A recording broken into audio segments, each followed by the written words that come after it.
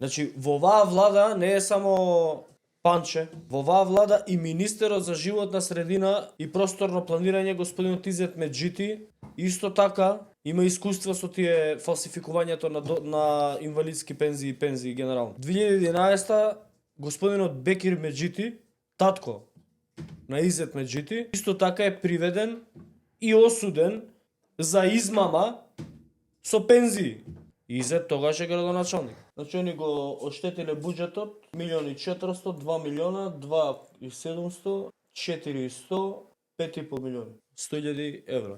Оваа пресуда одека ова е уважена жалба, апелација враќа пресудата на повторно судење во овој предмет од 2011 година обвинете и таткото на господинот Изет Меджити, сегашниот министер за животна средина и просторно планирање. Инаку делото е измама во ПИОМ. Правеле измама со пензии и они правеле такви работи. И сега они не шокал акцијата.